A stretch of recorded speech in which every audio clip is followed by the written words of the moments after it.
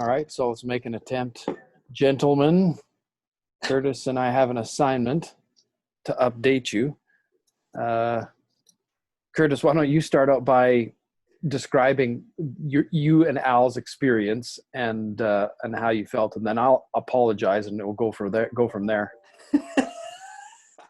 Don't you think? Yeah, sure. All right. So who was on the call this morning? Who's all on the call this morning? Or who wasn't on the call? Scott wasn't there. Devin wasn't there. And David's brother, whose name I forgot. I have two. And it's probably because he's never there. I know it's awful. I apologize, young Schmeichel. Sorry, buddy. Yeah, me too. And I know Scott had sent out just to back him up. He sent out an email the night before saying that he couldn't make it. So that's fine. I think what we were getting to on the meeting, Aaron, and what Al asked me to bring up was when, and I'm glad Al explained it like this, where he started feeling this vibe where, man, if the commitment's loose, then why am I going to get out of bed the next time, right? And it's just when we get some notice, but sometimes it was 15 minutes before the meeting started. On the plus side, as we said, it led to some very good conversations, a little bit more one-on-one. We got to know each other better. Stories started coming out, like Scott being in a band and having this crazy guitar collection. And then for me, it was, this breakdancing career I had. So there was fruit there for sure. But as Vern brought up in today's meeting, maybe that's a monthly thing we can do. We can get around and just kind of like the conversation we had today, Aaron, is just where we kind of just have one of those conversations where it's not so structured and this is what, I'm after with our goals, and we just get to know each other a little bit better. And, we can bring up things that we're struggling with, which was what happened today. But, today was one of the greatest calls I thought we had since all getting together. So, but bottom line, I think what we are looking for going forward is more commitment and more, if you're in, you're in, if you're out, you're out. The way I look at it is from a sports perspective, and I know you can appreciate this, Aaron. You brought up hockey a lot. I always think it from a football sense. But if I got a kid on my football team that's been selected as a starter and he's not going to show up to any of the practices, but every once in a while I'll show up to a game and just say, put me in. I'm like, it's not how that works. Right. And even by making maybe even having lots of reasons, but you're missing a lot of the practices, it's still not going to be the game. Your performance in the game is not going to be very effective. So I hope I'm explaining all that right, but that's the way I'm thinking that we get into this conversation.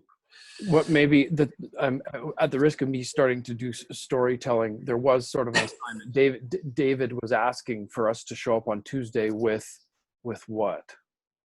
And I'm thinking of the answer to that question as well. But Tuesday, because Monday is Labor Day, to come to the meeting with, golly, I'm having a hard time remembering. As a result of today's conversation, what's the change up? I'm going to take a stab at it. Unless, do you have something? No, you take a stab and I'll let you know. Okay. Well, a stab at it, and I apologize, David, if I'm not paying attention, but we're now done July, August, and we're moving into September. So we're moving into the third of the third quarter.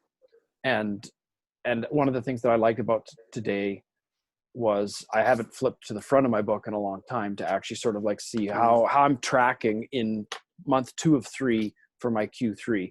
And so I'm thinking perhaps that's part of what we're talking about on Tuesday, is to come and not only report on our week, and the goals for it, but also sort of to report on what's going on within the quarter. I think that's part of it anyways. And in terms of all the other guys in the group, I have to apologize. And there is sort of a team sport dynamic, because when I was laying in bed on Monday, just feeling completely thrashed, like gassed. I never played hockey. I played street hockey. Now that I actually played ice hockey, there's so much about the game that I love even more, because I understand what it's like for like a lot of things, including being gassed, and your teammates can see when you're gassed. Mm-hmm. And you just can't do it. You need to get your A off the ice. So all the today felt like was Al and Kurtis saying, what's going on, guys? Like, because what I didn't realize is when I was skiving off the call is I just assumed everybody else was there. Well, if everybody in the team assumes that everybody else is there and everybody's making that assumption, you're going to have like a Flames crapping the bed second period. And it's going to be catastrophic. Like the wheels are going to fall off. So I think Al and Kurtis were just going, are we together or are the wheels about to fall off a few weeks from now? So, Mm-hmm. so I'm so everybody's observing me, and I would say, yes, I'm gassed. I'm sorry. And it's a substandard commitment that I was bringing to the table, and I won't do that again. But I think it's the communication of it all, right? And I think it got brought up in the feed and WhatsApp. It's just like, and you apologize, hey, sorry for ghosting everybody, and we hadn't seen you for a couple of days. Like, oh, good. Like, even if there's something going on, because I get it, things happen and stuff's going on, but then the reason for this group is that we're all backing each other up. So let us know what's going on, right? I'm guilty of that too. I'll be the first to admit that I don't leverage or use this WhatsApp communication thing like I should. I mean, during the week in between our Monday and Friday meetings, there's stuff that maybe I'm going through that I should be putting into the feed. And just say, guys, this is what I'm going through real quick. Having a low day or struggling with this, and and I'm just putting it off to maybe the Friday meeting where, I think it was obvious today too in our meeting where there's stuff that's not coming up that probably should, right? Either we don't have time or it's not the right, we haven't set the call up right for it, right? We're all reading through our things that we're going to do for the week. And I agree with you, Aaron. I'm glad that this has come up where, I've been challenged to look all the way back to the beginning of this and my goals and, what's my rating right now? How much have I achieved what I want to achieve? And I think as human beings, we just naturally get into a groove or naturally just start to get lazy is the right word. Complacent maybe is a better word. We just lose a little bit of focus. So I'm glad it all came up anyway. So maybe if I'm unsure about what to bring to the table, and sometimes I'm like, oh, the guys don't want to hear about this. Coach doesn't want to hear about, I got a medical something, or someone in my family's got a medical something, or it's like, you deal with your stuff on your own time. That's a work culture that's, I would argue, less safe than one where it's all over LinkedIn. And it's especially poignant now that we're into COVID about how people are going to preserve work culture without connection. The coffees, the lunches, the 15-minute breaks, because now it's all Zoom all the time. And so in this setting, it's like I don't know how much to bring to the table. And I suspect David, Vern, maybe some of the veterans of this format would probably say, well, if you need a supplemental sort of personal conversation, there's nothing to prevent you from reaching out and having, like we're having a conversation right now where I can say, my kids keep crashing cars, or my mom is sick and she's, going into the clinic, and there's all these variables that could really slow down the achievement of your goals. And when you come to the table and all you get is a Gary V, like, well, you must not want it bad enough. I'm like, dude, like, exactly. I got to get more than 2-3 hours sleep. Otherwise I'm useless. And so, anyways, we're probably pushing 9 minutes, but that, I apologize to David if I can't remember what the Tuesday commitment is, but I think that Tuesday commitment is to do our regular work, but also to maybe have a 2/3 of the way through Q3 check-in. And he also suggested that we reach out if somebody's not there, like David's brother, whose name I can't remember now. I feel like a piece of crap. Or Aaron or Devin or, or whoever, just to say, what's up? Was that part of it? Yeah, it is. And I think it's an opportunity for all of us to recommit to this thing, right? Because what I was worried about, what Al said he was worried about, that we felt like it was maybe going off the rails. And it's another one of those things, right? And we're doing this because we've all been there where we're trying to get to this goal and then the wheels fall off and another thing that never worked, right? And here let's read another book. Let's go into Aaron's bookshelf there and see what else we can do to become a millionaire. Like, it's, I don't know, for me it just seems like this pattern, and I'm glad we're stopping it before it goes off the rails. And I think we all need to recommit. Even the guys that haven't shown up for a long time, it's either, I think we all got to recommit. You're in or you're out. You and say, this is yeah. what You say this and, is and this is what we're going to do. And I think what David wanted us to do, Aaron, is just, so now what does that structure look like? And I think this is still great with the journal and everything, but maybe there's other things that we can implement. And forgive me if this is too simple, but there's things that came to my mind since being challenged by David for us to meet and come up with what we're going to say on Tuesday, is these nuggets that I got so far from the group. I love Al's Rubik's Cube story. I don't know if you were there for that one, Aaron, but I love it. How he figured out that he was taught the algorithm, and it works for him now. Right now he blows his mind now that he can now solve this, right? And we all had a chuckle with it. It seems simple, but it's so profound to me. I use that analogy almost every day of my life now, because one of the things about myself is I get down on myself really quickly if it's not working out for me, but it's because I don't understand it. But I feel stupid because I don't understand it, right? And I always keep thinking of Al's Rubik's Cube. It's just, Kurtis, you don't know the algorithm yet, right? You've been busting your butt trying to solve this, brand assessment business or whatever you've been doing. Pick yourself up. You just haven't walked down that. You're not a veteran yet. You just haven't figured out the algorithm, but you can do it. wow. Right? So that's going to go into the other thing that another nugget that this got brought up is that Sun Tzu Art of War quote, know thy enemy, know thyself.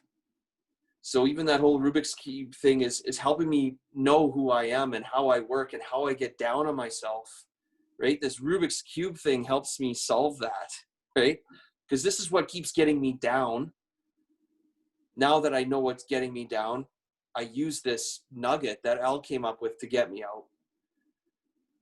And the last thing I'll bring up, because I think it's good that we have these things in threes, it helps us remember, is I was going to bring it up to the group today, but we ran out of time, is I think we all got to learn how to stay in our lane.